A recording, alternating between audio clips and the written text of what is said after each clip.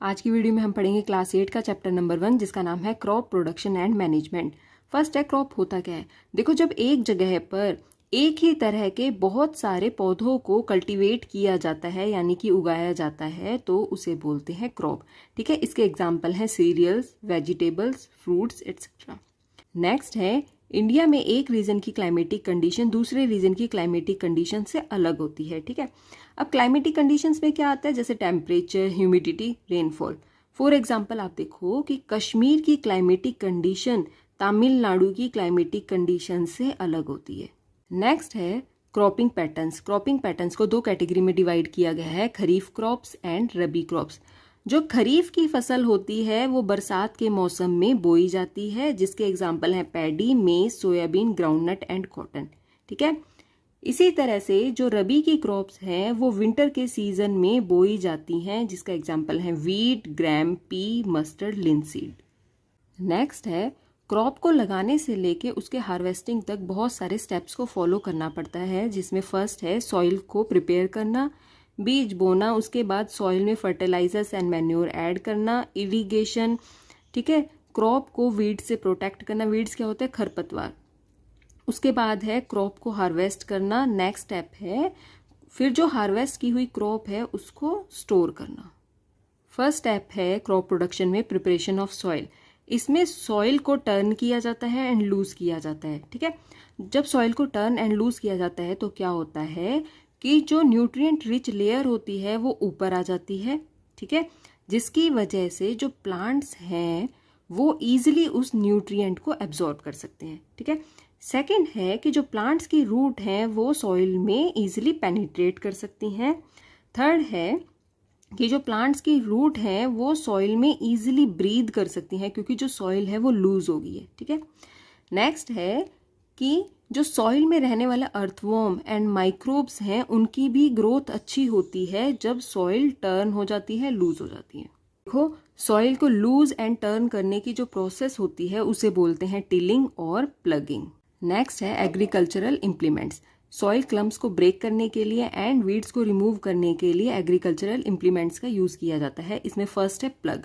जो प्लग है वो पुराने ज़माने में यूज़ किया जाता था। इसका यूज़ किया जाता था वीड्स को रिमूव करने के लिए एंड सॉइल को टर्न करने के लिए। ठीक है, जो प्लग है ये वुड का बना होता था और इसे जो बैल है उनकी हेल्प से खेतों में चलाया जाता था। सेकेंड है हो। ये एक लॉन्ग रॉड होती है आयरन या फिर वुड की बनी हुई और इसके एक एंड पे आयरन की प्लेट लगी होती है, जिसकी वजह से वीड्स को रिमूव किया जाता था एंड सॉइल को टर्न किया जाता था। नेक्स्ट है कल्टीवेटर। जो कल्टीवेटर है उसको ट्रैक्टर की हेल्प से चलाया जाता है और कल्टीवेटर का यूज़ आज के टाइम में किया जाता है। ठीक है, जो मॉडर्न टेक्नोलॉजी है उसमें कल्टीवेटर का ही यूज़ होता है और इस कल्टीवेटर का यूज़ इसलिए किया जाता है ताकि लेबर एंड टाइम को सेव किया जा सके। नेक्स्ट स्टेप है क्रॉप प्रोडक्शन में सोइंग। इसमें क्या होता है कि clean, healthy and good quality के सीड्स को ही बोया जाता है। ठीक है, सीड को बोने के लिए जिन टूल्स का यूज़ किया जाता है उन्हें दो कैटेगरी में डिवाइड किया गया है, traditional tool and seed drill. First है ट्रेडिशनल टूल। इसमें ऊपर की तरफ फनल शेप का टूल होता है जिसमें नीचे एक पाइप लगा होता है। ठीक है, जो सीड होते हैं वो इस फनल में फिल कर दिए जाते हैं। जहाँ जहाँ ये पाइप मिट्टी के अंदर जाता है, ठीक है, वहाँ वहाँ सीड इस फनल से उस मिट्टी के अंदर चले जाते हैं। सेकंड है सीड ड्रिल। सीड ड्रिल की हेल्प से सीड को बोया जाता है और सीड ड्रिल को चलाने के लिए ट्रैक्टर्स का यूज़ किया जाता है। ठीक है, जब सीड ड्रिल का यूज़ किया जाता है तब जो सीड्स हैं वो equal distance and equal depth पर ही बोया जाता है।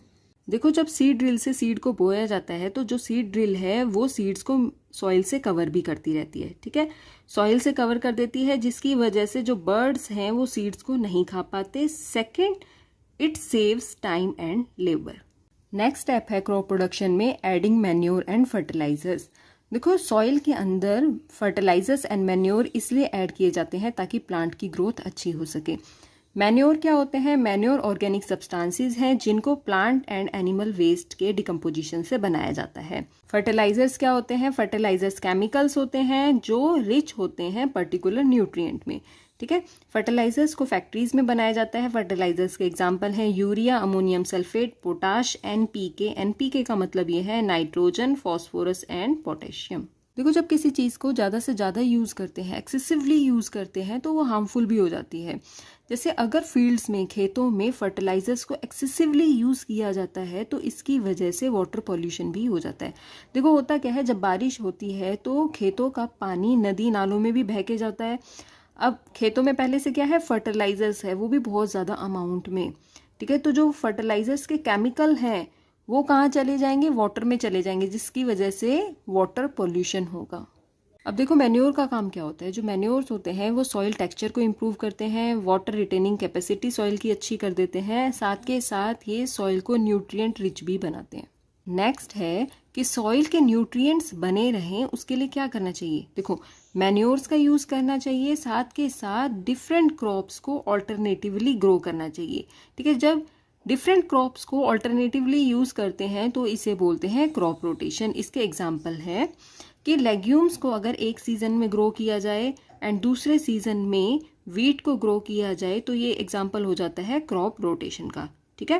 देखो जब लेग्यूम्स को ग्रो करते हैं तो क्या होता है, जो लेग्यूम्स की रूट है उनमें नाइट्रोजन फिक्सिंग बैक्टीरिया रहते हैं, वो क्या करते हैं, फ्री एटमॉस्फेरिक नाइट्रोजन को यूजेबल फॉर्म में कन्वर्ट कर देते हैं सॉइल के अंदर, ठीक है।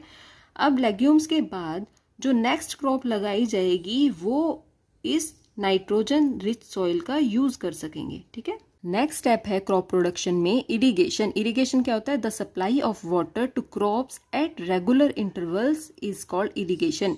इरिगेशन क्यों जरूरी है, देखो सीड जब जर्मिनेट होता है तो सीड के जर्मिनेशन के लिए भी वाटर जरूरी है।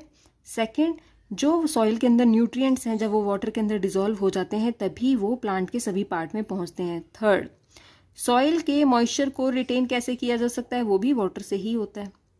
नेक्स्ट है सोर्सेज ऑफ इरिगेशन। देखो कुएं, तालाब, झील, रिवर्स, डैम्स, इन सभी के पानी से इरिगेशन होता है, ठीक है। जो इरिगेशन है वो स्प्रिंकलर सिस्टम से भी हो सकता है, ड्रिप सिस्टम से भी हो सकता है। इन दोनों में डिफरेंस है, वो भी हम देखेंगे।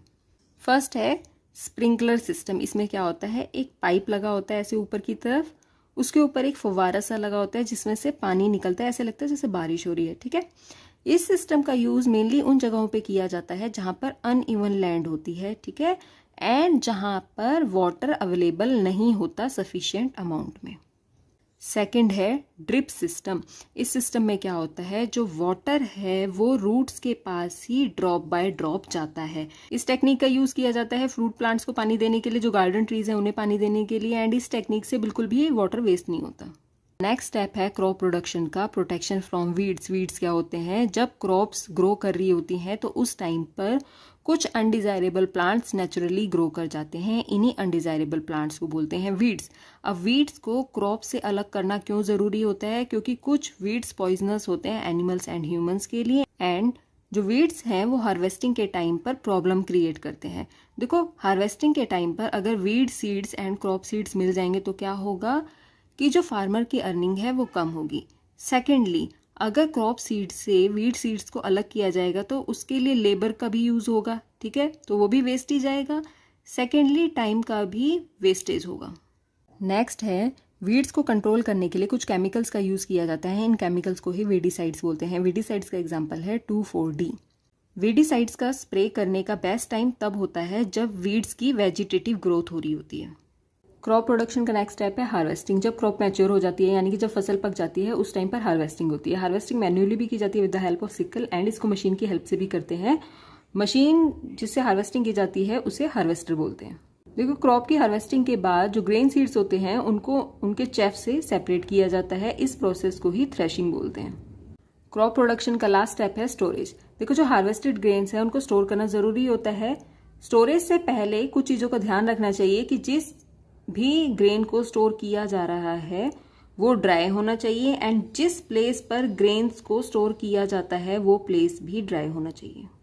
जब घरों में ग्रेन स्टोर किया जाता है तो नीम के सूखे पत्ते भी उस ग्रेन के साथ रख दिए जाते हैं, जिसकी वजह से जो कीड़े हैं वो ग्रेन को स्पॉइल नहीं कर पाते।